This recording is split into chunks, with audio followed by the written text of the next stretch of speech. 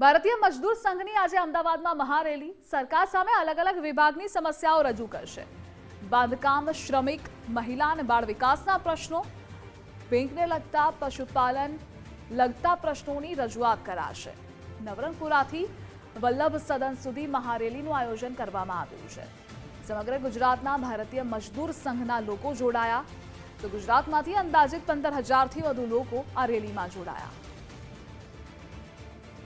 પણ જે આશાબહેનોની સ્થિતિ છે એ નથી। જો સરકારે અત્યારે આડેધડ ઓનલાઈન કામગીરી માટે સૂચના આપી દીધી છે, પણ જે આશાબહેનો છે એ ગરીબ ઘરમાંથી આવે છે, 10 ભણેલી છે, તો એને ઓનલાઈન કામગીરીની માહિતી હજી પૂરી નથી મળતી। તો સરકારશ્રીને કહી કે વ્યવસ્થિત બધાને મોબાઈલ અપાવે અને બધી ટ્રેનિંગ એટલી સફળ બનાવે કે જેથી આશાબહેનો ઘરે ઘરે જાય અને પોતાનું સફળ કામગીરી કરી શકે।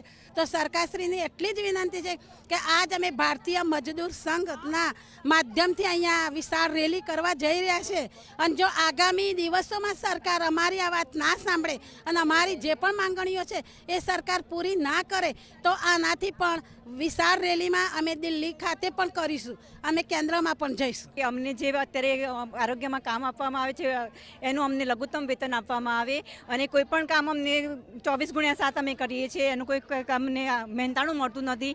અમને PMVY કે જો HBNC વિઝિટ કે જો HBYC વિઝિટ કે જો જે અમારી ઓનલાઈન કરવાની અને ઘરે ઘરે ફરીને કામગીરી કરવાની હોય છે એ કામનું અમને કોઈ પણ મહેનતાણું આપતા નથી। જે પણ કામ અમને આપે છે એનું પહેલાં અમને કોઈ પણ કામ આપતા પહેલાં અમને પહેલો એને કેટલું ઇન્સેન્ટિવ મળવાનું છે કે કેટલું મહેનતાણું મળવાનું છે અમને સરકાર રજૂ કરે અને પછી અમને એ કામ સોંપવામાં આવે, અમે અમારી સરકારની માંગણી છે।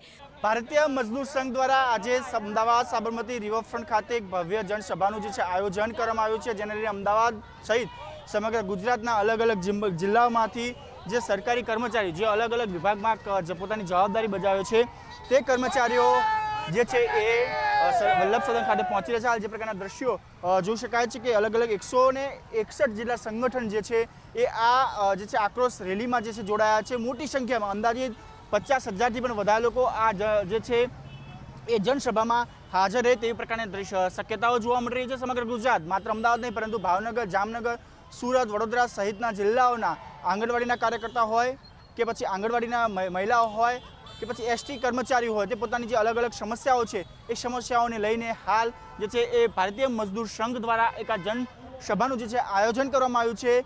અંદાજિત 12 વાગ્યાની આસપાસ આ જનસભાની શરૂઆત થશે અને સાંજે 4 વાગે જે પ્રદેશ પ્રમુખ છે અને રાષ્ટ્રીય પ્રમુખ છે એ તમામ લોકો જે છે એ જે તે વિભાગના જે નેતાઓ છે, જે અધિકારીઓ છે તેમને આવેદન આપી પોતાની માંગો જે છે તેની રજૂઆત કરશે। કેમેરામેન મનીષ દવે સાથે રાહુલ ત્રિવેદી, ગુજરાત ફર્સ્ટ, અમદાવાદ।